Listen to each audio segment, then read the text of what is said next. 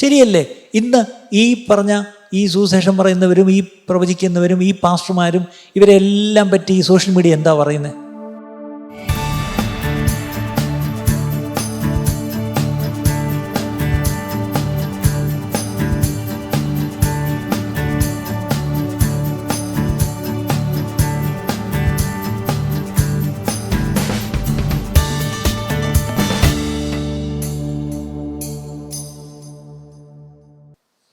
ദൈവത്തിൻ്റെ വചനത്തിൽ നിന്ന് വളരെ പ്രധാനപ്പെട്ട ഒരു പാഠം നമ്മൾ കഴിഞ്ഞ ചില ആഴ്ചകളായിട്ട് പഠിച്ചുകൊണ്ടിരിക്കുകയാണ്. ഇന്ന് അതിൻ്റെ ഏകദേശം അവസാനത്തെ ഭാഗമാണെന്ന് ഞാൻ വിശ്വസിക്കുന്നു. ഈ ദിവസങ്ങളിൽ നമ്മൾ കേൾക്കുന്ന ദൈവവചനം തീർച്ചയായിട്ടും അനേകർക്ക് അനുഗ്രഹമാണ്. ഇവിടെ ഇരിക്കുന്ന നിങ്ങളുടെ മുമ്പിലിരിക്കുന്നവർ മാത്രമല്ല, അനേകർ പല സ്ഥലങ്ങളിലിരുന്ന് കേൾക്കുന്നു. അവർക്കെല്ലാം അനുഗ്രഹമാവുന്നു അറിയുന്നതിലും വളരെ സന്തോഷം. എന്തായിരുന്നു വിഷയം ചോദിച്ചാൽ, if we do not take a stand for truth, സത്യത്തിന് വേണ്ടി ഒരു സ്റ്റാൻഡ് എടുത്തില്ലെങ്കിൽ. 2, if you don't take a stand against false doctrine, ദുരുപദേശത്തിനെതിരെയും നമ്മളൊരു സ്റ്റാൻഡ് എടുക്കണം. 2 കാര്യം, സത്യത്തിന് വേണ്ടി ഒരു നിലപാടെടുക്കണം, ദുരുപദേശത്തിനെതിരെയും ഒരു നിലപാടെടുക്കണം. അത് ഏറ്റവും വലിയ പ്രശ്നം, ദൈവസഭ വളരെ ന്യൂട്രലാണ്. എന്താണ്? സത്യത്തിന് വേണ്ടി ഒരു നിലപാട് എടുക്കത്തുമില്ല, ദുരുപദേശത്തിനെതിരെയും ഒരു നിലപാട് എടുക്കത്തില്ല. അത് കാരണം സത്യമേത് അസത്യമേതെന്നൊരു പിടി കിട്ടുന്നില്ല. അത് കാരണം ഒത്തിരി പേര് തെറ്റിപ്പോകുന്നുണ്ട്. അതുകൊണ്ടാണ് ഇവിടെയൊക്കെ ഈ കാര്യങ്ങൾ വളരെ വളരെ കർശനമായി ഇത് പഠിപ്പിക്കുകയും പറയുകയും പ്രസംഗിക്കുകയൊക്കെ ചെയ്യുന്നത്. ഞാൻ കഴിഞ്ഞ ദിവസങ്ങളിൽ നമ്മൾ കണ്ടു, പ്രത്യേകിച്ച് ഒരു ദൈവവചനം കേൾക്കുമ്പം ആ ദൈവത്തെ ഒന്നുകൂടെ, ഞാൻ ഇതുവരെ അറിയാത്ത ഒരു കാര്യമാണല്ലോ ഞാൻ ദൈവത്തെ പറ്റി അറിഞ്ഞത്, അല്ലെങ്കിൽ ആ ദൈവത്തോടുള്ള എൻ്റെ ആരാധന വർദ്ധിക്കുകയാണോ, അതോ ഈ പറഞ്ഞ ആളിനോടുള്ള ഒരു ബഹുമാനം വർദ്ധിക്കുകയാണോ? ഇതൊരു വലിയൊരു പ്രശ്നമാണെന്ന് അല്ലേ? ഇന്ന് സെലിബ്രിറ്റീസ് എന്ന് നമ്മൾ പറയും. ഇപ്പം സിനിമാ നടന്മാർ സെലിബ്രിറ്റീസാണ്, അറിയാമല്ലോ. ഇപ്പം രാഷ്ട്രീയക്കാരെ വലിയ നേതാക്കന്മാരൊക്കെ അറിയാമല്ലോ, അവർ സെലിബ്രിറ്റീസാണ് അല്ലേ? പക്ഷേ ഞാൻ ചോദിച്ചോട്ടെ, ക്രിസ്ത്യൻ ചർച്ചിനകത്ത് സെലിബ്രിറ്റീസുണ്ട്, ഇല്ലയെന്ന് പറയാൻ പറ്റുമോ? ഉണ്ട് അല്ലേ? അത് വലിയ ഗ്ലോബൽ സെലിബ്രിറ്റീസുണ്ട്, നാഷണൽ സെലിബ്രിറ്റീസുണ്ട്, ലോക്കൽ സെലിബ്രിറ്റീസുണ്ട്. ഞാൻ ഇന്നിരുന്നോണ്ട് രാവിലെ ചിന്തിച്ചു, ഈ ഗ്ലോബൽ ലെവലിൽ ദൈവം എന്നോട് ക്ഷമിക്കട്ടെ, ഗ്ലോബൽ ലെവലിൽ ലോകം മൊത്തം അറിയപ്പെട്ട ചില വലിയ ദൈവദാസന്മാർ അവരുണ്ടായിരുന്നു എന്ന് പറഞ്ഞാൽ ഇപ്പോഴും അവർ പലരും ഉണ്ട്, അവർ മരിച്ചൊന്നും പോയിട്ടില്ല. ഒരു കാലത്ത് അവർ ഇന്ത്യയിലൊരു മീറ്റിങ്ങിന് വരുന്നെന്ന് പറഞ്ഞാൽ മനുഷ്യർ വണ്ടി പിടിച്ചു പോകും. ഇവിടെ നിന്ന് മദ്രാസിൽ പോയിട്ടുള്ളവരെ എനിക്കറിയാം, ബാംഗ്ലൂർ പോയിട്ടുള്ളവർ, അതിന് മുമ്പ് ബോംബെ പോയിട്ടുള്ളവരെ അറിയാം. പക്ഷെ ഞാൻ ചോദിച്ചോട്ടെ, ഇന്ന് അദ്ദേഹം മദ്രാസിൽ വന്നാൽ നിങ്ങൾ പോവുമോ? ഞാൻ ആരെയും പേരെടുത്തൊന്നും പറയുന്നില്ല, എൻ്റെ ആവശ്യമില്ല, ദൈവം എന്നോട് ക്ഷമിക്കട്ടെ. ഇന്ന് ഞാൻ വേറൊരു കാര്യം ഞെട്ടിപ്പോയി. ഈ കഴിഞ്ഞ 5 കൊല്ലത്തിനകം ശരിക്കും പറഞ്ഞാൽ ഈ ശോഭിച്ച് നിന്ന 3 അറിയപ്പെട്ട ദൈവദാസന്മാർ, അമേരിക്കക്കാർക്കറിയാം, അവർ 3 പേര് അവരുടെ ശുശ്രൂഷയിൽ നിന്ന് അവർ പടിയിറങ്ങി നിൽക്കുക. പല കാരണങ്ങളാണ്. അവർ തന്നെ എടുത്ത തീരുമാനമൊന്നോ, അല്ലെങ്കിൽ അവരുടെ സഭ അവരോട് പറഞ്ഞു തൽക്കാലം അവിടെ ഇരിക്കുക, പ്രസംഗിക്കേണ്ട. അവരുടെ സ്ഥാനത്തേക്ക് മറ്റുള്ളവർ കയറി കാര്യങ്ങൾ ഏറ്റെടുത്തു. അതിലേറ്റവും വലിയ സങ്കടം, ഇതിൽ 2 എണ്ണം അറിയപ്പെടുന്ന 2 മെഗാ ചർച്ചസാണ് അമേരിക്കയിൽ. അതിൽ 3-ാമത്തെ ആളെന്ന് പറഞ്ഞത് ലോകം അറിയപ്പെടുന്നൊരു വലിയ ആളായിരുന്നു. അദ്ദേഹം കഴിഞ്ഞ ദിവസങ്ങൾക്ക് മുമ്പ് മരിച്ചുപോയി. പക്ഷേ മരിച്ചു കഴിഞ്ഞപ്പോഴും വല്ലാത്തൊരു വിവാദം അദ്ദേഹത്തെക്കുറിച്ച് വന്നു. അതോടുകൂടി എന്തു പറ്റി? അദ്ദേഹത്തിൻ്റെ ആ പ്രസ്ഥാനമേ അതോടുകൂടി അങ്ങ് പോയി. ഞാൻ ഇന്ന് രാവിലെ ഇത് വായിച്ചപ്പം അതെ 4 പേര് 3 പേര് പാസ്റ്റേഴ്സായിരുന്നു. 3-ാമത്തെ പാസ്റ്ററിൻ്റെ കാര്യം ഞാൻ അറിഞ്ഞിരുന്നില്ല, ഉള്ള പറഞ്ഞ. സാധാരണ ഇങ്ങനത്തെ കാര്യങ്ങൾ ഞാൻ അറിയുമെന്നാണ് എൻ്റെ വെപ്പ്, പക്ഷേ ഇത് ഞാൻ അറിയാതെ പോയി. ഇന്ന് രാവിലെയാണ് എനിക്കൊരു കാര്യം ഞാൻ വായിച്ചപ്പം അദ്ദേഹത്തിന് ഇങ്ങനൊരു കാര്യം പറ്റി, അദ്ദേഹം മാറിയിരിക്കുകയാണ്. ഇനി അദ്ദേഹം ആ സ്ഥാനത്ത് വരുമെന്നേ തോന്നുന്നില്ല.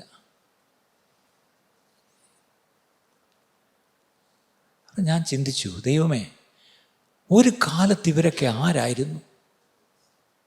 ഇനി വേറെ ചിലർ വീണു പോയിട്ടൊന്നുമില്ല, പക്ഷെ ഇന്ന് അവരീ പറഞ്ഞ പോലെ അവരെവിടെ വന്നു നിന്നാലും വലിയ ആൾ കൂടാൻ വഴിയില്ല. അതിൻ്റെ അർത്ഥം എവിടെയോ നമ്മൾ ദൈവത്തിൻ്റെ മഹത്വം കണ്ട് ദൈവത്തെ ആരാധിക്കുന്നതിന് പകരം വി ഗേവ് ഇമ്പോർട്ടൻസ് ടു മാൻ. ശരിയാണോ? ശരിയാണോ? ഇത് ഞാനൊരു ഇൻ്റർനാഷണൽ തലത്തിൽ പറഞ്ഞ് വിട്ടു. ഞാനതിന് താഴേക്ക് ഞാൻ വരാൻ ഞാൻ ആരുമല്ല. ഇത് എനിക്കും നിങ്ങൾക്കും ഇത് പറ്റാൻ പ്രിയപ്പെട്ടവരെ. അതുകൊണ്ട് ഓരോ ദൈവവചനം കേൾക്കുമ്പോഴും നമ്മൾ ആ ദൈവവചനത്തിലൂടെ ദൈവത്തിൻ്റെ മഹത്വം കണ്ട് ആ ദൈവത്തെ ആരാധിച്ചു വേണം. അല്ലാതെ ഈ ദൈവവചനം പറഞ്ഞ ആളിനെയോ അല്ലെങ്കിൽ ഈ ശുശ്രൂഷ നയിച്ച ആളിനെയോ കണ്ടിട്ട് നമ്മൾ ഉയ്യോ എന്തൊരു ദൈവമനുഷ്യൻ. അത് ഞാൻ കഴിഞ്ഞ ആഴ്ച പറഞ്ഞാൽ ഇപ്പോൾ ഒരു പുതിയ വാക്കുണ്ട്. എന്താണ്? അഭിഷിക്തൻ. ഈ അഭിഷിക്തൻ എന്ന് പറഞ്ഞാൽ എന്തോ ഭയങ്കര കട്ടി കൂടിയൊരു സാധനമാണെന്നാണ് വിചാരിക്കുന്നത്. ഈ അഭിഷിക്തൻ എന്ന് കേൾക്കുമ്പോൾ നമുക്കിപ്പം പേടിയായി സത്യം പറഞ്ഞാൽ. അത് ഒന്നുകൂടെ നമ്മൾ താണിരിക്കാം. ഞാൻ ഉൾപ്പെടെ പറയുക, എല്ലാവരും കർത്താവിൻ്റെ വേല ചെയ്യുന്നവരെല്ലാം നിങ്ങളിലൂടെ കർത്താവ് പ്രവർത്തിക്കുന്നെങ്കിൽ സ്തോത്രം. പക്ഷെ ഒരിക്കലും നിങ്ങളിലേക്ക് ജനത്തെ ഒരിക്കലും നിങ്ങൾ കൊണ്ടുവരരുത്. ഞാൻ ഈ ദിവസങ്ങളിൽ ഏറ്റവും ഭയപ്പെടുന്നൊരു കാര്യം ഇപ്പോൾ അതാ. ഒരു സഭ അറിയപ്പെടുന്നത് കർത്താവിൻ്റെ നാമത്തിലായിരിക്കണം, ആ പാസ്റ്റർ നാമത്തിലായിരിക്കരുത്. ഈ സഭയെ പറ്റി ഒരു പരാതി പലരും പറയുന്നുണ്ട്. അത് ശരിയാ.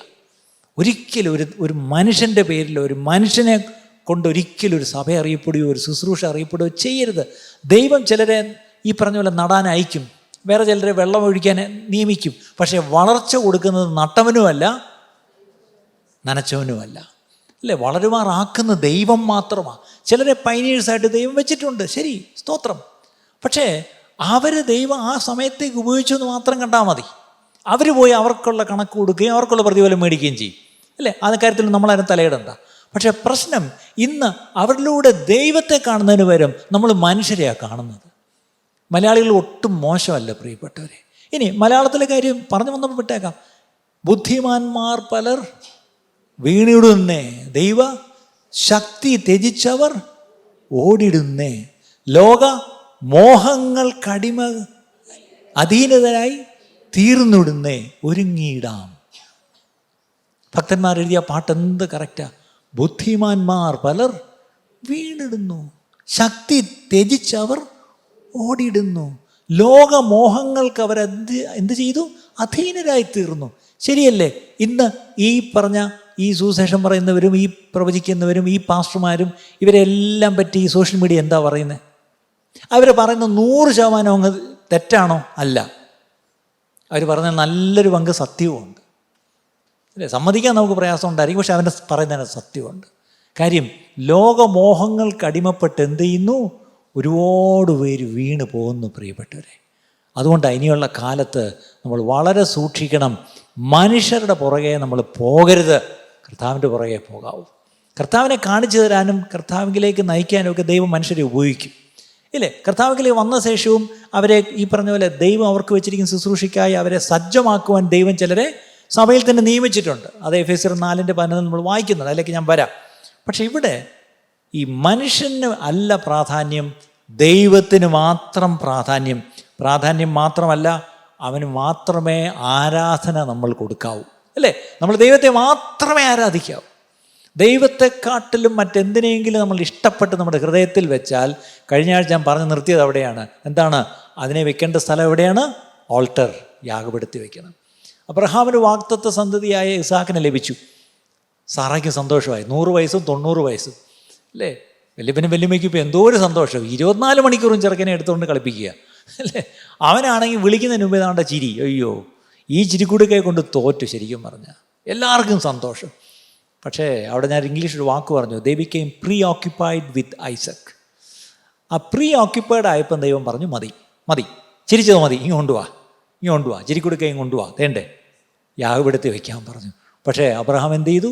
യാഗപീഠത്തിൽ വെച്ചപ്പോഴാണ്, കഴിഞ്ഞ ആഴ്ച കേൾക്കാത്തവർക്ക് വേണ്ടി പറയുക, യാഗപീഠത്തിൽ വെച്ച് കൊല്ലുവാൻ കത്തിയെടുത്ത് ഓങ്ങിയപ്പോഴാണ് ദൈവം പറഞ്ഞു അരുത്. അപ്പം നമ്മൾ പറയും രക്ഷപ്പെട്ടു, വീട്ടിൽ കൊണ്ടുവരാൻ പറ്റിയല്ലോ എന്ന്. വീട്ടിൽ കൊണ്ടുവന്നു. പക്ഷേ വേദോസ്തവം പറഞ്ഞത്, പ്രത്യേകിച്ച് എബ്രായലേഖനത്തിൽ എന്താ പറഞ്ഞത്? വിശ്വാസത്താൽ അബ്രഹാം ഇസാക്കിനെ യാഗം കഴിച്ചു. ദൈവത്തിൻ്റെ അക്കൗണ്ടിൽ അത് കഴിച്ചു. പക്ഷേ ആ സമയത്താണ് അപ്പുറത്തൊരു ആട്ടിൻകുട്ടിയെ കണ്ടത്. അതായത് ദൈവം ലോകത്തിന് രക്ഷയ്ക്കായി ദൈവം ലോകസ്ഥാപനത്തിന് മുമ്പേ ഒരുക്കിയ ആട്ടിൻകുട്ടി, അല്ലേ? ആ യേശുവിനെ അനേകർക്ക് പരിചയപ്പെടുത്തി കൊടുക്കുന്ന ആ വലിയ അനുഭവം, അതായിരിക്കണം നമ്മുടെ ഏറ്റവും വലിയ ദൗത്യം. അതായിരിക്കണം. ഈ ഇസാക്കിനെയും കൊണ്ടുള്ള കളിയല്ല. ഇസാക്കിനെ യാഗപീഠത്തിൽ വെച്ചെങ്കിലേ ആ ഒരു വലിയ ചിത്രം നമുക്ക് കിട്ടത്തുള്ളൂ. ഇന്നത്തെ പ്രശ്നം ആ കുഞ്ഞാടിനെ നമ്മൾ പലരും കാണേണ്ട പോലെ കണ്ടില്ല. അതുകൊണ്ടാണെന്ന് പലപ്പോഴും നമ്മൾ നമ്മുടെ ഇസാക്കുമായിട്ട് അങ്ങ് പ്രീ ഓക്കുപ്പൈഡ് ആയിരിക്കുന്നത്. ഇന്നലെ അവിടെ ആ സീനിയർ വിമൻസ് ഫെലോഷിപ്പിന് വന്നപ്പോൾ ആ പാവപ്പെട്ട ദൈവദാസൻ, അതിലൊരു ദൈവദാസൻ അദ്ദേഹത്തിന് ഇങ്ങനെ മൈക്ക് കയ്യിലോട്ട് കൊടുത്തപ്പോൾ ഇങ്ങനെ വിറയ്ക്കുന്ന കൈ കണ്ടോ, നിങ്ങൾ പല ശ്രദ്ധിച്ചോ? അയാളുടെ കൈ ഇങ്ങനെ വിറയ്ക്കുന്നു. ഇങ്ങനെ വിറച്ചുകൊണ്ട് അയാൾ ഒരു കാര്യം പറഞ്ഞു. അദ്ദേഹത്തിന് വലിയ പഠിപ്പില്ല, വലിയ അറിവില്ല, വലിയ കഴിവൊന്നുമില്ല. പക്ഷെ ഇങ്ങനെ വിറച്ചുകൊണ്ട് അദ്ദേഹം പറഞ്ഞ ഒരു സ്റ്റേറ്റ്മെൻറ്റ് എല്ലാവരും കേട്ടു. എന്താ പറഞ്ഞതെന്നറിയാമോ? എൻ്റെ ജീവിതം തീരുന്നതിനും എനിക്ക് ഒരാഗ്രഹമേ ഉള്ളൂ, ചിലരെ കൂടെ എനിക്ക് കർത്താവിന് വേണ്ടി നേടണം, ചിലരെ കൂടെ കർത്താവിന് വേണ്ടി നേടണം എന്ന് പറഞ്ഞ ആ മനുഷ്യൻ ഇങ്ങനെ കൈ വിറച്ചുകൊണ്ട് പറഞ്ഞു. അപ്പം ഞാൻ പുറകിലിരുന്നുകൊണ്ട് ഇത് കേട്ടുകൊണ്ടിരുന്നപ്പം ഞാനിങ്ങനെ ഭാവനയെ കണ്ടു. എനിക്ക് ചില ഭാവന കൂടുതലായിട്ടോ, ക്ഷമിക്കണം. ഞാനിങ്ങനെ ഭാവനയെ കണ്ടു. ഈ മനുഷ്യൻ സ്വർഗത്തിൽ ചെല്ലുമ്പോൾ എൻ്റെ കർത്താവ് ഒന്ന് കെട്ടിപ്പിടിച്ചിട്ട് പറയും, എന്താണ്? വെൽ ഡൺ, നല്ലവനും വിശ്വസ്തനുമായ ദാസനെ. കണ്ടോ?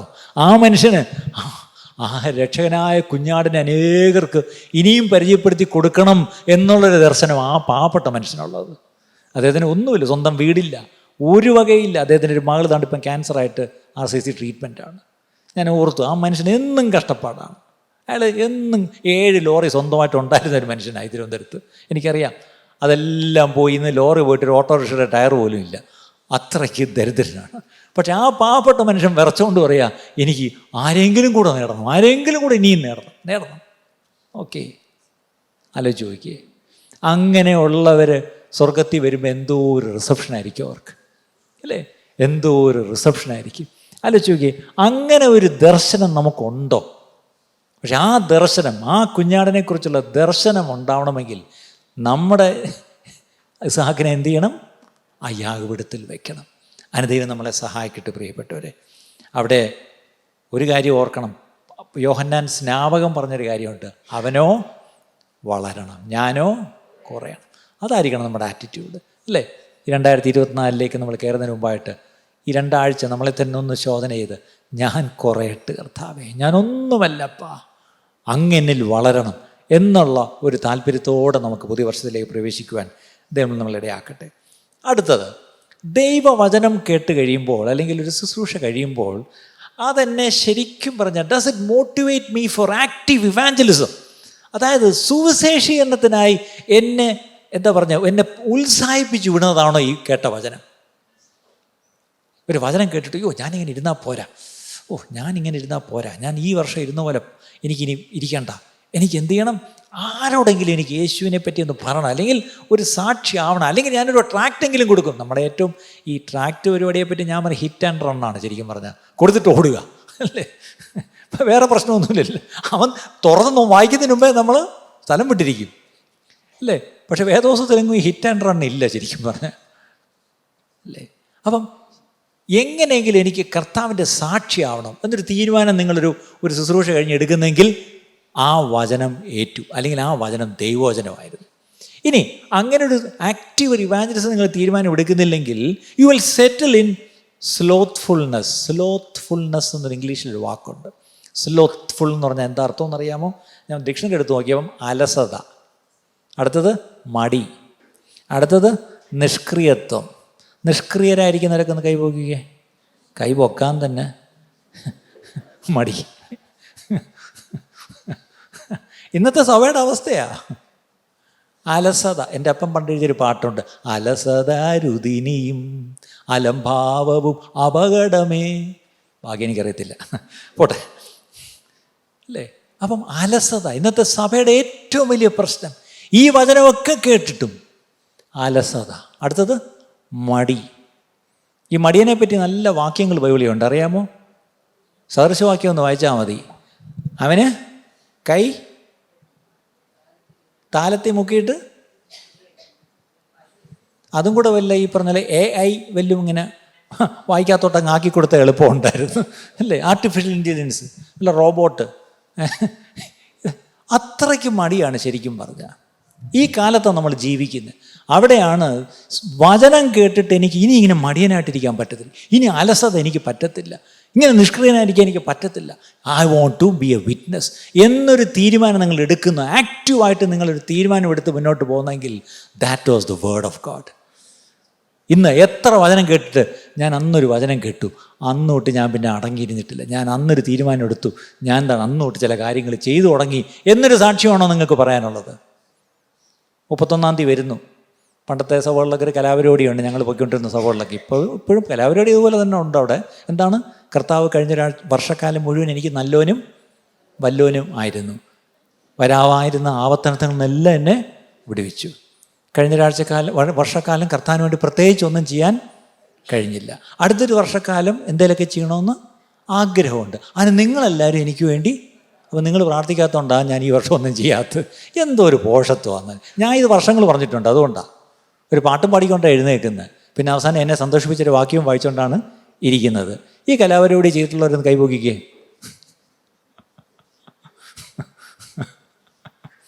പാസ്റ്റർമാരെ മക്കളൊക്കെ ഇവിടെ ഇരിപ്പുണ്ട് അല്ലേ? ഞാൻ ചോദിച്ചോട്ടെ, ഇതങ്ങ് നിർത്തിക്കൂടെ? കഴിഞ്ഞൊരു വർഷക്കാലം ഒന്നും ചെയ്തില്ല എന്നുള്ള സ്ഥിരമല്ലേ ഈ പല്ലവിയല്ലേ നമ്മൾ പറഞ്ഞുകൊണ്ടിരിക്കുന്നത്? ഞാനൊരു വചനം കേട്ടു, ഞാൻ അന്നൊരു തീരുമാനം എടുത്തു, അന്ന് തൊട്ട് ഞാൻ പിന്നെ ആ സാക്ഷ്യം പറയേണ്ടി വന്നിട്ടില്ല, അല്ലേ? ഈ 2021 ഒരാളോടെങ്കിലും സുവിശേഷം ഞാൻ പറഞ്ഞു എന്ന് പറയുന്നവരുണ്ടോ? കൈവക്കണ്ട. ഒരാളെങ്കിലും ഞാനൊന്ന് ഉന്നം വെച്ച്, ഞാനൊന്ന് പ്രാർത്ഥിച്ച്, ഒരവസരം നോക്കിയിട്ട് ഞാനൊരു യേശുവിനെ ഒന്ന് അവതരിപ്പിച്ചു എന്നെങ്കിലും പറയുന്നവരുണ്ടോ? നിങ്ങളുടെ കയ്യിൽ, എൻ്റെ കയ്യിൽ എപ്പോഴും ഒരു ട്രാക്റ്റ് കാണും എന്ന് പറയുന്ന ആരെങ്കിലും ഉണ്ടോ? അല്ലേ? ഇവിടേക്കാണ് ഞാൻ പറയുന്നത് സ്ലോത്ത്ഫുൾനെസ്. ഇനി വേറെ വാക്ക് വേണം? Today's church has become so slothful. അലസരായി, മടിയരായി, നിഷ്ക്രിയരായിരിക്കുന്നൊരു ദൈവസഭയുടെ കാലഘട്ടത്തിലാണ് നമ്മൾ ജീവിക്കുന്നതെന്ന് ഓർക്കണം, അല്ലേ? ഒരു കാര്യം പറയാം. എഫേസ്യർ ലേഖനം 4-ാം അധ്യായം 11-12 ഒന്ന് നോക്കിയാൽ നമുക്ക് കാണാപ്പാടം അറിയാവുന്ന വാക്യമാണ്. എഫീഷ്യൻസ് 4:11-12. അവൻ ചിലരെ അപ്പോസ്തലന്മാരായും ചിലരെ പ്രവാചകന്മാരായും ചിലരെ സുവിശേഷകന്മാരായും ചിലരെ ഇടയന്മാരായും ഉപദേഷ്ടാക്കന്മാരായും നിയമിച്ചിരിക്കുന്നു. അവര് 5 തരം ശുശ്രൂഷ എന്നൊക്കെ നമ്മൾ പറയുന്നു. 5 തരം ശുശ്രൂഷകർ, ശുശ്രൂഷയല്ല, ഈ 5 തരം ശുശ്രൂഷകരെ അവരെ എന്ത് ചെയ്തിരിക്കുന്നു? സഭയ്ക്ക് ദാനമായി ദൈവം, ഗോഡ് ഹാസ് ഗിഫ്റ്റഡ് ദം. പക്ഷെ അവരെ എന്തിനായിട്ടാണ് ദൈവം സഭയിൽ തന്നതെന്നറിയാമോ? അത് നാം എല്ലാവരും, ഈ ചർച്ചിൽ വരുന്ന സകലരും വിശ്വാസത്തിലും ദൈവപുത്രനെ കുറിച്ചുള്ള പരിജ്ഞാനത്തിലുമുള്ള ഐക്യതയും തികഞ്ഞ പുരുഷത്വവും ക്രിസ്തുവിന്റെ സമ്പൂർണതയായ പ്രായത്തിന്റെ അളവും പ്രാപിക്കുവോളം. വല്ലതും മനസ്സിലായോ? ഇല്ല. മലയാളം ബൈബിളിൽ ഇങ്ങനൊരു ഗുണമുണ്ട്. ഈ പൗലോസ് ഇത് എഴുതുന്ന കാലത്ത് ഈ പങ്ക്ച്വേഷൻ ഇല്ലായിരുന്നു, ഈ കുത്തും കോമയൊന്നും ഇല്ല. പുള്ളി നീട്ടി എഴുതി അങ്ങ് പോയി. ഇതിനെ എവിടെയെങ്കിലും ഒന്ന് ബൈറ്റ് സൈസ് ആക്കിയാലേ നമുക്കൊന്ന് വിഴുങ്ങാൻ പറ്റത്തുള്ളൂ. ശരി, പ്രാപിക്കുവോളം. അടുത്തത് വിശുദ്ധന്മാരുടെ യഥാസ്ഥാനത്തിനായുള്ള ശുശ്രൂഷയുടെ വേലയ്ക്കും. അവിടെ എല്ലാം ഇച്ചിരി പ്രശ്നമുണ്ട്. ശുശ്രൂഷയുടെ വേലയ്ക്കും മനസ്സിലാകുന്ന ഭാഷയിലുള്ള വേർഷൻ വല്ലതും ഉണ്ട് അവിടെ? ഇതിന് ഇംഗ്ലീഷ് ഒന്ന് വായിച്ചാലും മതി, അല്ലേ? വേലയ്ക്കും ക്രിസ്തുവിന്റെ ശരീരത്തിന്റെ ആത്മീക വർധനയ്ക്കും ആകുന്നു. ഓക്കെ, അത് ജസ്റ്റ് ഇംഗ്ലീഷിൽ ഒന്ന് ഇട്ടാൽ അറിയാം. Why are these gifts given to the church? അവിടെ എഴുതിയിട്ടുണ്ട്, to equip the believers for the work, അല്ലെങ്കിൽ ഫോർ സർവീസ് എന്നാണ് ഞാൻ രാവിലെ ഇവിടെ ഒരു വേർഷനിൽ കണ്ടത്. അത് റൈറ്റ് വേർഡ്. നമ്മൾ നേരത്തെ പറഞ്ഞ സർവീസ് പ്രൊവൈഡർ, അല്ലേ? അതായത് നമ്മളെ സർവീസിനായി നമ്മളെ എക്വിപ്പ് ചെയ്യുന്ന ജോലിയാണ് ഈ 5 തരം കൂട്ടരും ചെയ്യേണ്ടത്. പക്ഷെ അങ്ങനെയാണ് to equip his people for works of service. കണ്ടോ, നല്ല നേരം അവിടെ മിനിസ്ട്രി എന്നില്ല, അല്ലേ? Equip for works of service so that the body of Christ may be build up. അപ്പം എല്ലാവരും അവരവരുടെ ശുശ്രൂഷ അല്ലെങ്കിൽ അവരവരുടെ സർവീസ് ചെയ്യുമ്പം ഈ ചർച്ച് അങ്ങ് ബിൽഡപ്പ് ആവുക. ഇന്നത്തെ പ്രശ്നം, നമ്മൾ ചർച്ച് ബിൽഡ് ചെയ്യുന്ന മുഴുവൻ ഈ സിമെൻറ്റും കമ്പിയും കൊണ്ടാണ് ചർച്ച് ബിൽഡ് ചെയ്യുന്നത്. ദൈവസഭ ബിൽഡ് ചെയ്യുന്നത് ശുശ്രൂഷയ്ക്കായിട്ട് ഓരോ അംഗത്തെയും സജ്ജമാക്കുന്നതിലൂടെ, അല്ലേ? അവരെ സജ്ജമാക്കുന്ന 5 കൂട്ടരുണ്ട്. ആരൊക്കെയത്?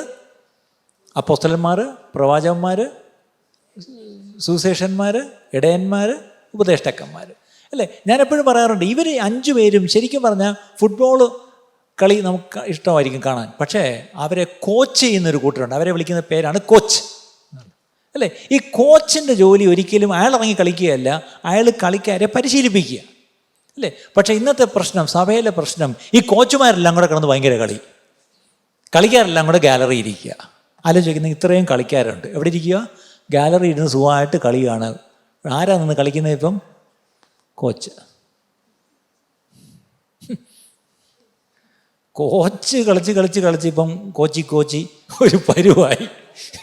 കേരളത്തിലെ ദൈവസഭ കോച്ചുമാരെല്ലാം കൂടെ കളിച്ച് അതുകൊണ്ട് 2024 ചില മാറ്റങ്ങൾ വരുത്തണമെന്ന് കർത്താവിൽ ആഗ്രഹിക്കുന്നു, അല്ലേ? ഈ കോച്ചിൻ്റെ ജോലി ആ പ്ലെയറെ പരിശീലിപ്പിക്കുക എന്നുള്ളതാണ്. അവൻ ഏറ്റവും നല്ലൊരു പെലെ, അല്ലെങ്കിൽ എന്താണ് ഇപ്പോഴത്തെ പാർട്ടി, ആരാണ്, എന്താണ് നമ്മുടെ പാർട്ടി, റൊണാൾഡോ, മറ്റേ പാർട്ടി മെസ്സി, ലയണൽ മെസ്സി, അതാ. നിങ്ങൾ ആരെങ്കിലും മെസ്സിയെയും ഈ പറഞ്ഞ പോലെ റൊണാൾഡോയും അവരുടെ കോച്ചിനെ പറ്റി നിങ്ങൾക്ക് അറിയാമോ? നിങ്ങളുടെ ഫുട്ബോൾ പ്രാന്തനാണെങ്കിൽ അയാളുടെ പേരും കൂടെ അറിയാമായിരിക്കും, പക്ഷേ എല്ലാവരും അറിയപ്പെടുന്ന മെസ്സിയാണ്, അല്ലേ? ആ മെസ്സി ഈസ് ദ പ്ലെയർ. പക്ഷെ അവനെ പ്ലെയർ ആക്കിയൊരു കോച്ചുണ്ട്, ആ കോച്ചാണ് ഈ പാസ്റ്റർ. പക്ഷെ ഇന്നത്തെ മെസ്സി ആരാ? പാസ്റ്റർ, അല്ലേ? ഇന്നത്തെ പാസ്റ്റർ മെസ്സി, അല്ലേ? ശരിക്കും പറഞ്ഞാൽ pastor was suppose to be the coach. നിങ്ങൾ ഓരോരുത്തരും ആ മെസ്സി. നിങ്ങളാ അറിയപ്പെടേണ്ടത്, നിങ്ങളായി പറഞ്ഞാൽ കളിക്കേണ്ടത്. നിങ്ങളെ നല്ലതായിട്ട് കളി പഠിപ്പിക്കുന്ന ആളായിരിക്കണം ഈ കോച്ച്. പക്ഷെ പ്രശ്നം എന്താ? നിങ്ങളെ ഒരിക്കലും കളി പഠിപ്പിക്കത്തുമില്ല, നിങ്ങളെ കളിക്കാൻ വിടത്തുമില്ല. നിങ്ങളെ ഗാലറി വന്ന് ഞായറാഴ്ച വന്നോണം, ഇരുന്നോണം, നിന്നോണം, തന്നോണം, പൊയ്ക്കോണം, ഞങ്ങൾ കോച്ചിക്കോളാം, നിങ്ങൾ വന്ന് ഇരുന്ന് തന്നാൽ മതി. ഇതാ പ്രശ്നം. ഇന്നത്തെ സഭയുടെ അവസ്ഥ ഇതായി. ഞാൻ പറയുമ്പോൾ ആശയം പോകുന്നുണ്ടല്ലോ, അത് മതി, നിങ്ങൾ ചിരിച്ചോ, കുഴപ്പമില്ല. ഇച്ചിരി കട്ടിക്ക് ഞാൻ പറയുന്നതിന് കാര്യമുണ്ട്. കാരണം നീ പുൽപ്പിട്ട് വിട്ടുകൊടുക്കാനാ പേടി, ഈ മൈക്ക് കൈമാറാനാ പേടി. പക്ഷെ ഞാൻ ചോദിച്ചോട്ടെ, എത്ര നാൾ ഈ കോച്ചുകൾ കാണും? വലിയ സീനിയർ കോച്ചുകളായിരുന്നു ചിലരെ എനിക്കറിയാം. പക്ഷെ അവരുടെ കാലശേഷം അതോടുകൂടി ആ ശുശ്രൂഷ എന്ന് പോയതും എനിക്കറിയാം. എടുത്തു കിടത്താൻ ആളില്ലാതെ, പിന്നെ എവിടെയോ നിന്ന് കിടന്ന മോനെ, അവൻ ഗുണപ്പെട്ടവൻ പോലുമല്ല, അവനെ പിന്നെ പെട്ടെന്ന് വരുത്തി അവനെ ഏൽപ്പിച്ചു. അതോടുകൂടി ആ സഭ താഴോട്ട് പോയി. അങ്ങനെ എത്രയെങ്കിലും കഥകൾ എനിക്ക് പറയാനുണ്ട്. അതൊന്നും ഒരിക്കലും സംഭവിക്കരുത് പ്രിയപ്പെട്ടവരെ. ദൈവസഭയിലുള്ളവരെ അവരെ ഏൽപ്പിച്ചിരിക്കുന്ന സർവീസിനായി അവരെ സജ്ജമാക്കുവാൻ, എക്യുപ്പ് ചെയ്യുവാൻ, ട്രെയിൻ ചെയ്തെടുക്കുവാൻ, അല്ലേ, ഉള്ളൊരു ജോലിയാണ് ദൈവം ഈ 5 തരം ശുശ്രൂഷകർക്ക് തന്നിരിക്കുന്നത്, അല്ലേ? അപ്പം അവിടെ ഒരു നല്ലൊരു സ്റ്റേറ്റ്മെൻറ്റ് ഞാൻ വായിക്കാം. Doctrine without duty is a tree without fruit. Doctrine correct, ഉപദേശം കറക്റ്റാ. നമ്മൾ പറയത്തില്ല ഉപദേശത്തിൽ അണുവിട വിട്ടുകൊടുക്കത്തില്ല. ഉപദേശം വിട്ടിട്ടുള്ള കളിയൊന്നും ഇവിടെ ഇല്ല. ഉണ്ടോ? നിങ്ങളെയൊക്കെ ഇരിപ്പ് കണ്ടാൽ അറിയോ, ഉപദേശം വിട്ടിട്ടുള്ള കളിയൊന്നും ഇല്ല. പക്ഷേ ഉപദേശമേ ഉള്ളൂ, ഡ്യൂട്ടി ചെയ്യുന്നില്ല, ഈ ചെയ്യേണ്ട കടമ ചെയ്യുന്നില്ല, അല്ലെങ്കിൽ ജോലി ചെയ്യുന്നില്ലെങ്കിൽ it's a tree without fruit. നല്ല മരവാ, പക്ഷെ എന്തില്ല? ഈ കേരളത്തിലെ തെങ്ങിലൊന്നും തേങ്ങ ഇല്ലായിരുന്നെങ്കിൽ ആലോചിച്ച് നോക്കിയാൽ നിങ്ങൾ എന്തിട്ട് അരച്ചേനെ? മീൻ, പീര എന്തോന്നും കൊണ്ട് വയ്ക്കും, തേങ്ങയില്ല. കേരളത്തിലെങ്ങും തേങ്ങയില്ല. ആലോചിച്ച് നോക്കിയേ, അല്ലേ? ഇന്നത്തെ പ്രശ്നം കേരളം മൊത്തം വിശ്വാസികളാ, പക്ഷെ ട്രീ വിത്തൗട്ട് ഫ്രൂട്ട്. ഡോക്ടറും കറക്റ്റാ, എന്താണ്? വേർപെട്ട ഉപദേശമാണ്. നിങ്ങളുടെ എങ്ങനെ വേർപെട്ടയാണോ? പൂർണ്ണമായിട്ട് ഫുൾ ഗോസ്പലാണോ, അതോ ഹാഫ് ക്വാർട്ടർ? ഏതാ ഫുൾ? ഞാനും ഈ കൊച്ചു നാളിൽ വളർന്നു വന്നപ്പോൾ ഞാൻ എന്താണ് ഈ church of God in full gospel? ക്ഷമിക്കണേ, അല്ലേ? നമ്മൾ ഈ ഫുള്ളും ഹാഫും പറഞ്ഞ് തർക്കിക്കുക. ബ്രദർക്കാരെ കണ്ടേച്ച് അന്യഭാഷയുണ്ടോ? ഇല്ല. അപ്പോൾ ഫുള്ളല്ല. മുങ്ങി സ്നാനപ്പെട്ടയാണോ? അല്ല. അത് കാല് അരയ്ക്കാൽ, അല്ലേ? നമ്മൾ ഇത് പറഞ്ഞുകൊണ്ട് ഈ ഉപദേശം പറഞ്ഞ് തർക്കിക്കുക. പക്ഷെ ഒന്ന് പറയട്ടെ, ഉപദേശം പറയുന്നതല്ല, ഡ്യൂട്ടി ചെയ്യുന്നില്ലല്ലോ. It's a tree without fruit. പിന്നെ വേറത്, duty without doctrine is a tree without roots. ചിലർ ഡ്യൂട്ടി ചെയ്യുന്നുണ്ട്, ഓടി കിടന്ന് ഡ്യൂട്ടി ചെയ്യുന്നുണ്ട്, പക്ഷെ എന്തില്ല? വേരില്ല. കാരണം എന്താ? ഉപദേശം കറക്റ്റ് അല്ല. ഞാൻ മുമ്പൊരിക്കൽ പറഞ്ഞു, it's actually playing the game without the ball. ഭയങ്കര കളിയാ. എന്തുവാ കളിക്കുന്നേ? പന്തില്ല, പിന്നെ എന്തുമായിട്ട് ഓടുന്നേ? രാവിലെ 10 തൊട്ട് 12:45 വരെ ഇവിടെ നെട്ടോട്ടമാണ്. പന്തവിടെ? കാര്യങ്ങൾ മനസ്സിലാവുന്നുണ്ടല്ലോ, അല്ലേ? അത് മതി. ഒരു മരമാണെങ്കിൽ ഫലവും വേണം, ഒരു മരമാണെങ്കിൽ വേരും വേണം. വേരും ഫലവും വേണമെങ്കിൽ ഉപദേശവും വേണം, പ്രവൃത്തിയും വേണം. സർവീസ് ഇല്ല, ഡ്യൂട്ടി ചെയ്യുന്നില്ല, വർക്ക്സ് ഇല്ല. അതാ പ്രശ്നം. എന്താണ് ഡ്യൂട്ടി? ഞായറാഴ്ച കൃത്യമായിട്ട് സഭായോഗം നടത്തുന്നതല്ല നമ്മുടെ ഡ്യൂട്ടി. ഒരു പാസ്റ്ററെ നമ്മൾ പലപ്പോഴും 3 വർഷത്തേക്ക് പണ്ട് ഓരോ സഭകൾ നിയോഗിക്കും. എന്താണ് ഈ പാസ്റ്ററിൻ്റെ ഡ്യൂട്ടി? ഞായറാഴ്ച സഭായോഗം നടത്തുക, അതാണ് അദ്ദേഹത്തിൻ്റെ ഡ്യൂട്ടി. പക്ഷെ ഞാൻ പറയട്ടെ, അല്ല, വേലയ്ക്ക് സജ്ജമാക്കുന്നതാണ് ഡ്യൂട്ടി.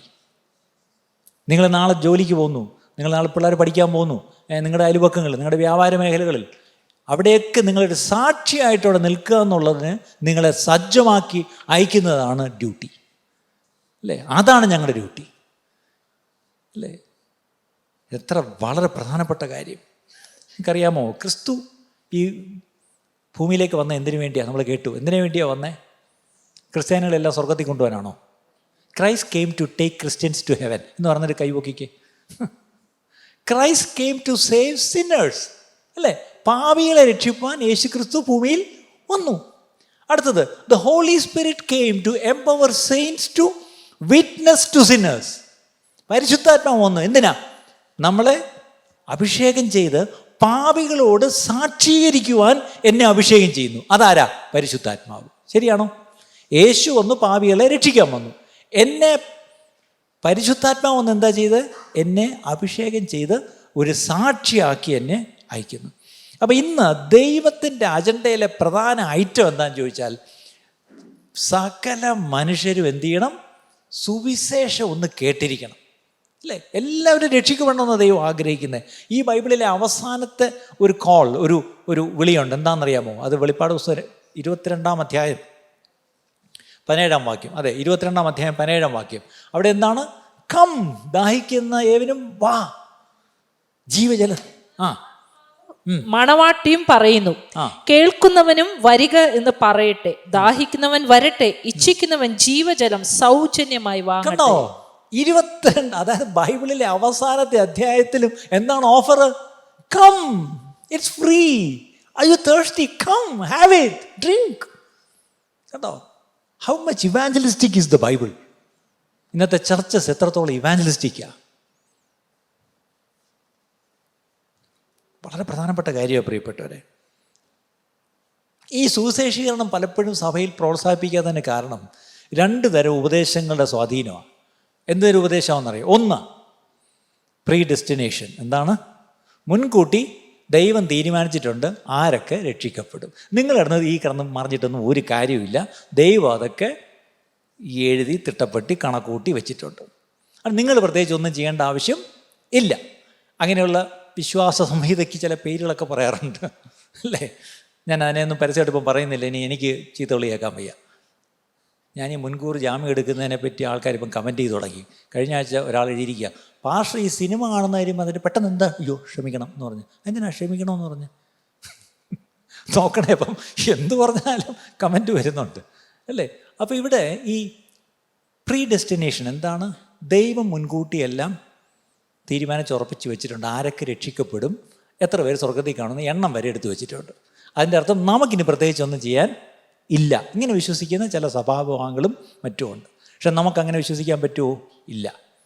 ദൈവം നമ്മളോട് അങ്ങനെയല്ല പറഞ്ഞിരിക്കുന്നത്.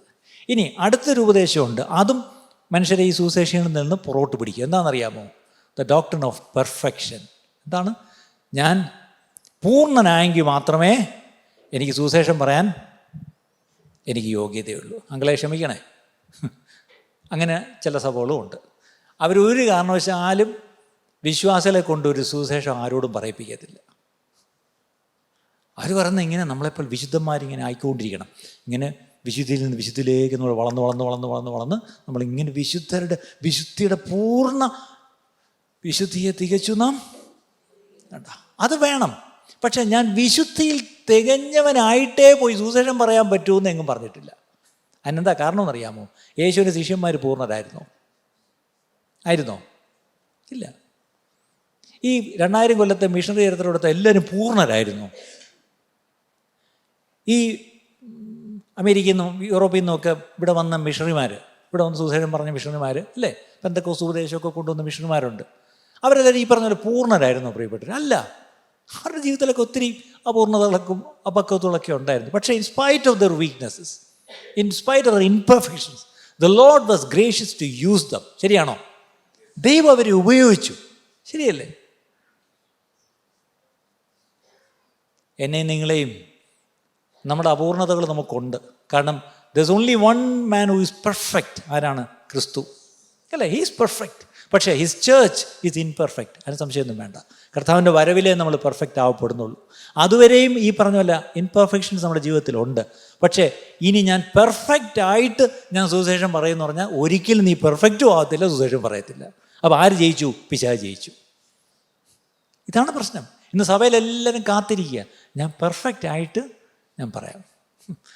ഇനി വേറെ ഒരിക്കൽ ഞാനൊരിക്കൽ നമ്മുടെ ഒരു ചെറുപ്പക്കാരോട് സംസാരിച്ചപ്പോഴാണ് ഒരിക്കൽ ഞാൻ ചോദിച്ചിട്ട്, നീ നിൻ്റെ കൂട്ടുകാരോടൊക്കെ യേശുവിനെ പറ്റി എന്തെങ്കിലും പറഞ്ഞിട്ടുണ്ടോ?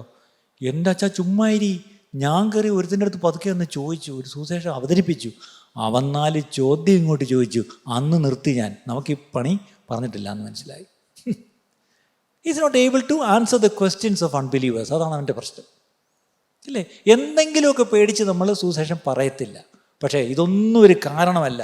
2 ഉപദേശം, എന്താണ്? Predestination, 2 perfection. ഇത് രണ്ടും നമ്മളെ പുറകോട്ട് നിർത്താനല്ല പറഞ്ഞിരിക്കുന്നത്. God desires all men to be saved. എല്ലാവരും രക്ഷിക്കപ്പെടണമെന്ന് ദൈവം ആഗ്രഹിക്കുന്നു. അതുകൊണ്ടാണ് തിമോത്തിയോസിന് ലേഖനം എഴുതുമ്പോൾ പൗലോസ് 1 തിമോത്തിയോസ് 2-ാം അധ്യായത്തിൽ പറഞ്ഞ് എല്ലാവർക്കും വേണ്ടി എന്ത് ചെയ്യണം? പ്രാർത്ഥിക്കണം.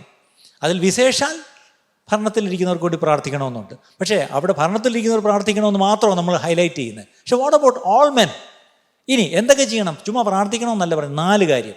U have to supplicate, you have to pray, you have to intercede and you have to give thanks. 4 കാര്യം.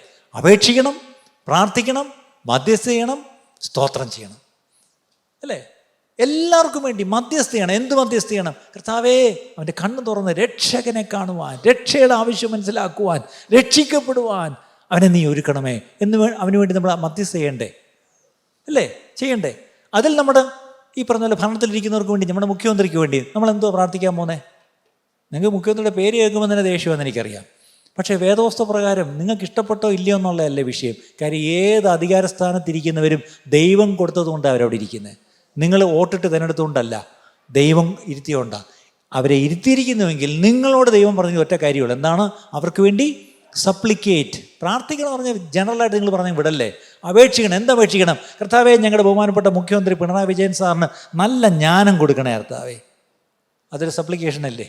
അടുത്തത്, കർത്താവേ, ഞാൻ അദ്ദേഹത്തിന് വേണ്ടി പ്രാർത്ഥിക്കുന്നു. കാരണം അദ്ദേഹത്തിന് വേണ്ടി പ്രാർത്ഥിക്കാനും വേണ്ടേ? 3, ഞാൻ കർത്താവ് ഇടിവിൽ നിൽക്കുന്നു അദ്ദേഹത്തിന് വേണ്ടി. കർത്താവേ, അദ്ദേഹം നല്ലൊരു ഭരണാധികാരിയെക്കാട്ടിലും അദ്ദേഹം രക്ഷിക്കപ്പെടണം. വാ, ഇങ്ങനെ പറഞ്ഞാൽ കുഴപ്പമുണ്ടോ? അദ്ദേഹത്തിൻ്റെ രക്ഷ വേണ്ടേ? അല്ലേ? വേണം. അടുത്തത്, ഞാൻ അദ്ദേഹത്തിന് വേണ്ടി സ്തോത്രം ചെയ്യണം. കർത്താവെ, അദ്ദേഹത്തെ മുഖ്യമന്ത്രിയായി തന്നതിനായിട്ട്. നിങ്ങൾ ആയിരിക്കും പാസ്റ്റർ LDF ആയപ്പം. നിങ്ങൾക്ക് ഇഷ്ടപ്പെട്ടാലും ഇല്ലെങ്കിലും നിങ്ങൾ അദ്ദേഹത്തിന് വേണ്ടി സ്തോത്രം ചെയ്യണം. ഇനി അതുപോലെ തന്നെയാണ് നമ്മുടെ പ്രധാനമന്ത്രി. അദ്ദേഹത്തിന് വേണ്ടി സ്തോത്രം ചെയ്യണം. കാരണം ദൈവമാണ് അധികാരത്തിലിരുത്തിയിരിക്കുന്നത്. അപ്പം നിങ്ങൾ ആ കൺഫ്യൂഷൻ, അയാളിപ്പോൾ ഏതാ? അല്ലേ? ഭരണത്തിലിരിക്കുന്ന ആരായാലും കൊള്ളാൻ പ്രിയപ്പെട്ടവരെ, അവർ രക്ഷിക്കപ്പെട്ടവരല്ലാത്തവരോ ആരും ആയിക്കോട്ടെ. പക്ഷേ അവർക്ക് വേണ്ടി ഈ 4 കാര്യങ്ങൾ ചെയ്യുവാൻ നമ്മോട് അപ്പോസ്തലന്മാർ നമ്മളെ പ്രബോധിപ്പിച്ചിരിക്കുന്നു. അത് നമ്മളത് ചെയ്യണം. അല്ലേ? ഇവിടെയാണ് നമ്മൾ ശ്രദ്ധിക്കേണ്ട കാര്യം. ഈ യേശുവിനെ സംബന്ധിച്ചോളം ഒറ്റ കാര്യമാണ് എപ്പോഴും. തൻ്റെ കൂടെ ഉള്ള ആടുകൾ എപ്പോഴും ഉണ്ട്. അല്ലെങ്കിൽ വേറൊരു വാക്കി പറഞ്ഞാൽ ഒരിടയനും ആടുകളും, അല്ലെങ്കിൽ ചെറിയ ആട്ടുംകൂട്ടം. പക്ഷേ യേശു ഒരിക്കൽ പറഞ്ഞൊരു സ്റ്റേറ്റ്മെൻ്റ് ഉണ്ട്, ഐ ഹാവ് അതർ ഷീപ്പ്. എന്താണ്? എനിക്ക് ഇതല്ലാതെ വേറെ ആടുകളും ഉണ്ട്. കർത്താവിൻ്റെ വേലയ്ക്ക് വേണ്ടി ഞാൻ പൂർണ്ണമായിട്ട് തിരിയുന്ന സമയത്ത് ആ ഒരൊറ്റ വാക്യമാണ് എന്നെ നയിച്ചത്, ഐ ഹാവ് അതർ ഷീപ്പ്. അപ്പോൾ ഞാൻ ചിന്തിച്ചു, അതർ ഷീപ്പ് എവിടെ? ഞാൻ നോക്കിയപ്പോൾ എല്ലാം ഒരുപോലെ ഇരിക്കുന്നു. അപ്പോഴാണ് എൻ്റെ മനസ്സിൽ ദൈവം ശക്തമായിട്ടൊരു ധാരണ തന്നത്, അതർ ഷീപ്പ്, പുറത്ത് ആടുകളുണ്ട്. അങ്ങനെയാണ് കർത്താവിൻ്റെ വേല അന്ന് ആരും ചെയ്യാത്ത തരത്തിൽ പുറത്തേക്ക് ഇറങ്ങി ചെയ്യാൻ തുടങ്ങി. അന്ന് ആ ചെയ്തതിൻ്റെ ഫലമാണ് ഇന്ന് തീർച്ചയായിട്ടും നിങ്ങൾ പലരും ഇവിടെ ഇരിക്കുന്നത്. ദൈവത്തിൻ്റെ സ്തോത്രം, എൻ്റെ എല്ലാ മഹത്വവും കർത്താവിന് കൊടുക്കുന്നു. അപ്പം അതർ ഷീപ്പ് എന്നുള്ള കൺസെപ്റ്റേ ഇന്ന് നമുക്കില്ല. അടുത്തത്, ഒരു പട്ടണത്തിൽ ദൈവവും കർത്താവ് വലിയ കാര്യങ്ങൾ ചെയ്തു, വലിയ ആൾക്കൂട്ടം, വലിയ സന്തോഷം, ശിഷ്യന്മാർക്ക് വലിയ സന്തോഷം. പോലെ ഇവിടുന്ന് പോലെ, ഇനി ഇവിടെ ഒരു 2 ആഴ്ച തങ്ങിയിട്ട് പോയാൽ മതി, നമുക്ക് കംപ്ലീറ്റ് 2 ആഴ്ച ക്രൂസൈഡ് വയ്ക്കാം. കർത്താവ് പറഞ്ഞു, no, I have to go to other cities. എൻ്റെ അർത്ഥം എന്താ? ഇവിടെ ഇരിക്കാനല്ല, അതർ സിറ്റീസ്. ഞാൻ ചോദിച്ചോട്ടെ, സഭയ്ക്ക് ആ ദൗത്യമുണ്ടോ? അതർ സിറ്റീസ് അല്ലേ? നമുക്കെല്ലാം ഈ ചെറിയ ആട്ടുംകൂട്ടമായിട്ട് ഇവിടെ ഇരിക്കാനാണ് ഇഷ്ടം. ഈ ആടുകളുടെ മുഖം കണ്ടിങ്ങനെ ഇരിക്കാനാണ് സന്തോഷം. പക്ഷേ ഈ തൊഴുത്തിൽപ്പെടാത്ത മറ്റ് ആടുകളുണ്ട്. ആടുകളെവിടാ? ഈ തൊഴുത്തിലേക്ക് ഇപ്പോഴും വന്നിട്ടില്ല. പക്ഷെ അവരിവിടെ വരേണ്ടവരാ. അവരിപ്പോഴെവിടാ? വെളിയില്ല. അവരാര് പോയി കൂട്ടിക്കൊണ്ടുവരും? ഞാനും നിങ്ങളും ആ കൂട്ടിക്കൊണ്ട് വരട്ടെ. അപ്പം ഈ തൊഴുത്തിൽപ്പെടാത്ത ആടുകൾ എന്നൊരു ദർശനം നമുക്കുണ്ടാകണം. ഈ പട്ടണം മാത്രമല്ല, അടുത്ത പട്ടണങ്ങളിലേക്കും അടുത്ത ഊരുകളിലേക്കും നമ്മൾ പോകണം എന്നൊരു പറഞ്ഞു. ഞാൻ പറയട്ടെ, ഈ don't have the slightest interest in a theology which does not evangelize. സുവിശേഷീകരിക്കാത്ത തിയോളജി നമുക്ക് വേണ്ട പ്രിയപ്പെട്ടവരെ. ഇന്നത്തെ തിയോളജികളിലൊന്നും ഈ സുവിശേഷം പറയുന്നതില്ല. എല്ലാവരും വലിയ ഡോക്ടറേറ്റൊക്കെ എടുത്തിരിപ്പുണ്ട് തിയോളജിയിൽ, പക്ഷെ ഒരാളോട് പോലും സുവിശേഷം പറയുന്നില്ല. വേദപുസ്തകത്തിൽ ശുശ്രൂഷകരെ പറ്റി പറയുമ്പം do the work of an evangelist എന്നാണ്. ഒരു സുവിശേഷകൻ്റെ പ്രവൃത്തി ചെയ്യുക. ഇന്ന് സഭയിലുള്ളവരെല്ലാവരും ഒരു സുവിശേഷകൻ്റെ പ്രവൃത്തി ചെയ്തിരുന്നെങ്കിൽ സഭകൾ എന്ത് അല്ലേ നിറഞ്ഞ് കവിഞ്ഞേനെ അല്ലേ? സ്ഥലം പോരാതെ വണ്ണം ഇന്ന് നിറഞ്ഞ് കവിഞ്ഞേനെ. കർത്താവ് എന്താ പറഞ്ഞത്? ഒന്ന് കണ്ണ് തുറന്ന്, ഒന്ന് തലയൊന്ന് ഉയർത്തി, ഒന്ന് പുറത്തോട്ടൊന്ന് നോക്ക്. എന്താ? മഴ പെയ്യുന്നോന്നല്ല, എന്താ? നിലം കൊയ്ത്തിന് വിളഞ്ഞ് വെളുത്തിരിക്കുന്നു. വേലക്കാരില്ലാത്തതുകൊണ്ട് എന്തു പറ്റും? ഈ വെളുത്തു വിളഞ്ഞത് എന്തായി? അതങ്ങ് തൂങ്ങും. തൂങ്ങിയിട്ട് എന്ത് ചെയ്യും? താഴെ വീഴും. അത് മണ്ണിൽ കിടന്ന് അടിഞ്ഞങ്ങ് പോവും. അതെന്തിനു വേണ്ടി നട്ടുണ്ടാക്കി ഈ ഫലം കൊണ്ടുവന്നു? ആ ഫലം അത് കൊയ്ത് കൊണ്ടുവന്ന് പണ്ടകശാലയിൽ വെക്കുന്നതിന് പകരം അത് നിലത്ത് വീണ് പാഴായിപ്പോവും. അതെല്ലാം കൂടെ പിന്നെടുത്ത് എന്ത് ചെയ്യും? തീയിലിട്ട് ചുട്ടുകളയും എന്ന് പറഞ്ഞ പോലെ, ശരിക്കും പറഞ്ഞാൽ പുറത്തൊരു വലിയ കൂട്ടം തീക്കിരയാൻ വേണ്ടി ഉണ്ട്. പക്ഷേ അവരെ കൊയ്ത് പണ്ടകശാലയിലേക്ക് കൊണ്ടുവരാൻ ഇന്ന് ആരില്ല? വേലക്കാരില്ല. ആരാണ് ആ വേലക്കാർ? ഇനിയും നമുക്ക് ബൈബിൾ കോളേജുകൾ വേണം ബ്രദറെ. ഉള്ള ബൈബിൾ കോളേജെല്ലാം പൂട്ടിപ്പോയി. ഒരു ബൈബിൾ കോളേജും വേണ്ട. ഇന്ന് സഭയിലുള്ള ഞാനും നിങ്ങളും ആ ദൗത്യം ഏറ്റെടുക്കുന്നുവെങ്കിൽ അനേകരെ കൊയ്ത് ഈ ദൈവരാജ്യത്തിലേക്ക് കൊണ്ടുവരുവാൻ, അനേകരെ നമുക്കന്ന് കർത്താവിൻ്റെ രാജ്യത്ത് നമ്മൾ ചെല്ലുമ്പോൾ കാഴ്ചവയ്ക്കുവാൻ. അന്ന് ആത്മാക്കളെ നേടുന്നവൻ ആരാണ്? ബുദ്ധിമാൻ. അവനാണ് ബുദ്ധിമാൻ. He who is wise. ആരാ? ആത്മാക്കളെ നേടുന്നവൻ. എത്ര വീട് നേടി, എത്ര പണം നേടി, മക്കളെയൊക്കെ എവിടെയൊക്കെ ആക്കി, അതൊന്നുമല്ല. എവിടെയൊക്കെ എനിക്ക് സ്ഥലമുണ്ട്, അതൊന്നുമല്ല. ആത്മാക്കളെ നേടിയോ? ഇന്നലെ മനുഷ്യൻ പാവപ്പെട്ട ഉപദേശി കൈവറച്ചുകൊണ്ട് പറയുന്നു, എനിക്ക് ചിലരെ കൂടെ നേടണം, ചിലരെ കൂടെ നേടണം. നമ്മുടെയും കൈ കുറേ കഴിയുമ്പോഴൊക്കെ വിറയ്ക്കും. പ്രായമാകുമ്പോൾ ക്ഷീണമാകുമ്പോൾ നമ്മുടെയൊക്കെ കൈ വിറയ്ക്കും. അന്ന് കൈ വിറയ്ക്കുമ്പോഴും ആത്മാക്കളെ നേടണമെന്നാണോ നമ്മൾ പറയുന്നത്? എൻ്റെ വാക്കുകൾ ഞാൻ നിർത്തട്ടെ. കൂടുതൽ നമ്മളിനി പറയണ്ട, ഒരു കൂടുതൽ കേൾക്കുകയും വേണ്ട. ആവശ്യത്തിന് പറഞ്ഞു, ആവശ്യത്തിന് കേട്ടു. Now the ball is in our court. പന്ത് നമ്മുടെ കളത്തിലാണ്. ഇപ്പം എങ്ങോട്ടടിക്കണമെന്നുള്ള ഇപ്പം നമ്മൾ തീരുമാനിക്കണം. എന്താ നമ്മൾ തീരുമാനം എടുക്കേണ്ടേ?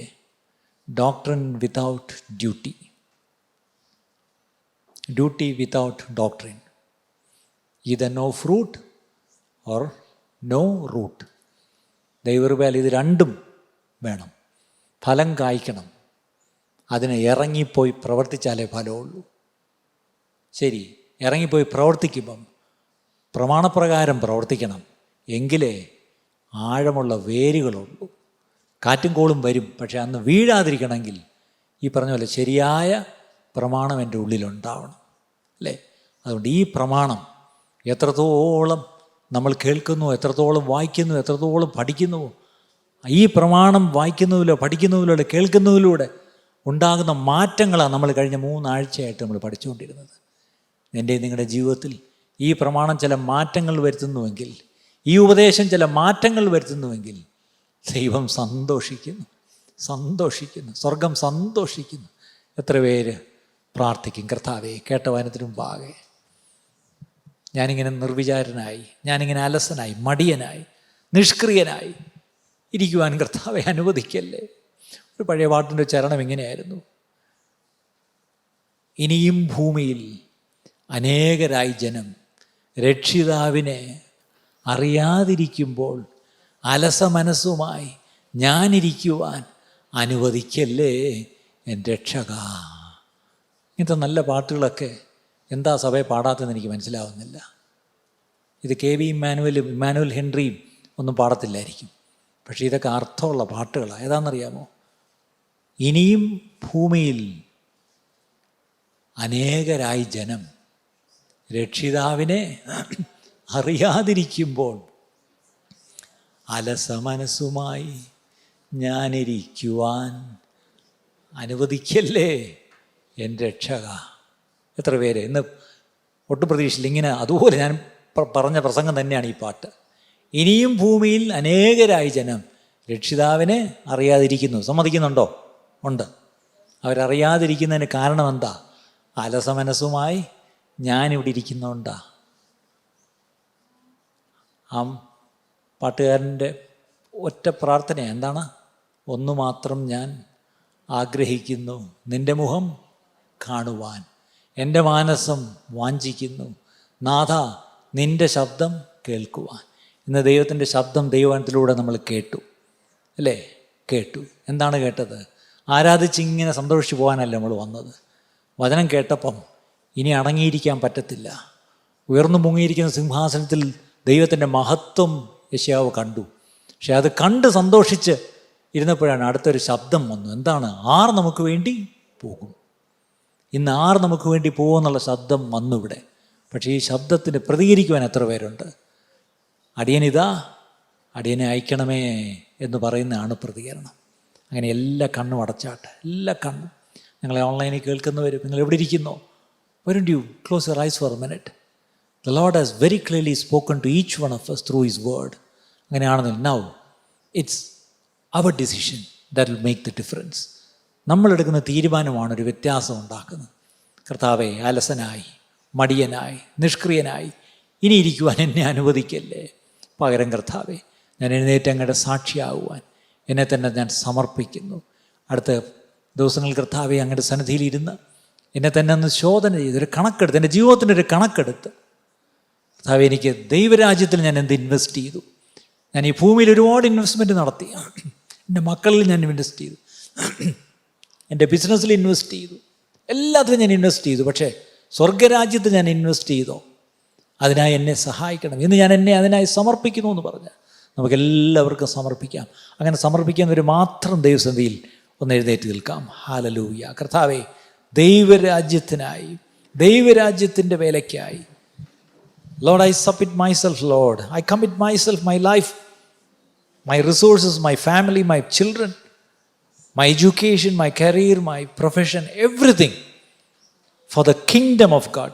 Kingdom, for kingdom purposes. കർത്താവേ, ദൈവരാജ്യ പദ്ധതിക്കായി ഞാൻ എന്നെ തന്നെ ഇതാ ഞാൻ സമർപ്പിക്കുന്നു എന്ന് പറഞ്ഞ് സമർപ്പിക്കുന്നവർ മാത്രം ഒന്ന് സമർപ്പിച്ച് പ്രാർത്ഥിച്ചാട്ട്.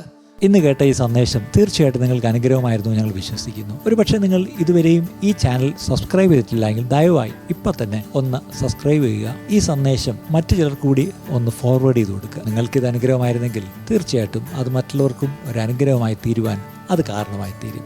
God bless you.